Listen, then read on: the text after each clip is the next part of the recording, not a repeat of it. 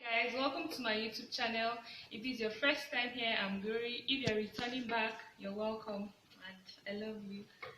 We live in a society that appreciates a particular type of body figure or shape and perceives that if you don't have this particular body figure or shape, you don't have the ideal body type.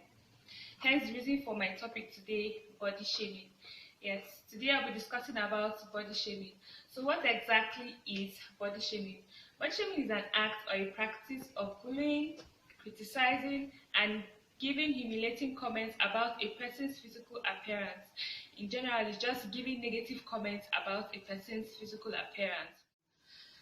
Our bodies do not define us, and yet some people seem to forget that. It is possible that you might have been a victim of body shaming at one point or the other in your life, or you might have witnessed body shaming of your friend, your sister, your brother, or a passerby, which is the most common these days. And one thing about body shaming is that it can affect both men and women. It's not gender specific, although some people tend to disagree. They feel like body shaming affects more women than men, but it affects both gender. So have you ever wondered why do some people body shame? Why? Well, I'll give you some reasons. I feel like people body shame because of past experience. Probably in the past you've experienced body shaming, so it's going to be easy for you to body shame others. Insecurity.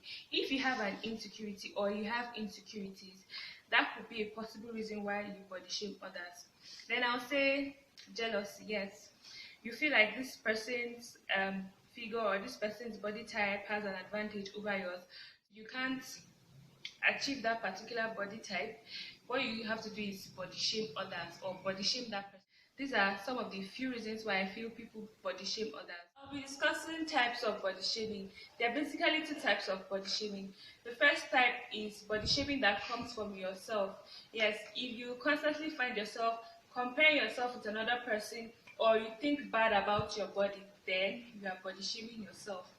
The second type implies body shaming of another person. It could either be in the person's presence or in the person's absence. And I'll give you some examples or some forms of body shaming which we all think is not a form of body shaming but actually is.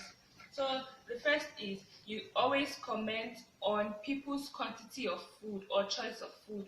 For example, if you go to a restaurant or you go to eat out with a friend and your friend orders 5 wraps of swallow, 5 pieces of beef, the list endless, and you go ahead to comment, oh my god, that's too much for you, and you eat carbohydrates. Carbohydrates is going to make you fatter. That is a form of body shaming. Or you comment on a, let me use the word, thin person's food. You say, why don't you add up the quantity of your food? Or why don't you eat more? You need to add flesh. But what we need to understand is that some people are thin for different reasons. It could be their genetic makeup, it could be medical condition, it could be also stress. So if you don't have an idea why a person is thin, you should not comment on the quantity of food, okay? Trust me, I know sometimes we might not even know that that's what we are doing. Like, I've been in that situation before, but that is actually a form of body shaming. Then another thing is you body shame people's appearance. Yes, you laugh at their complexion. You're like, oh my god, they are too dark. I don't like dark people. Please, that is a form of body shaming. Thing is you comment on their dressing or their physical appearance. This is endless, even for guys. Also, if you comment on a person's defect or a scar, that is another form of body shaming. Then I'll give you effects of body shaming. Of course, there are harmful effects of body shaming on the victim. When we do things, you should also know that there could be effects on the person. So these are some of the harmful effects of body shaming someone. Okay, first, it crushes their self-esteem and self-confidence. Trust me, when you're under constant criticism, okay, you obviously have lack of self-confidence. Another thing is they feel vulnerable.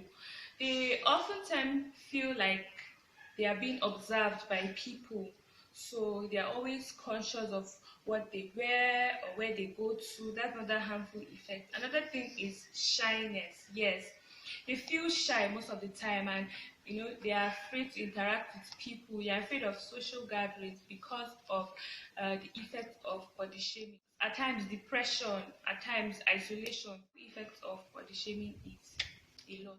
So how can a victim overcome body shaming? Okay, so the first I would say is you should hang around people who are positive towards you, who don't often body shame you. Okay, the point is clear. When you stay around people like that, at least your self-confidence won't be crushed.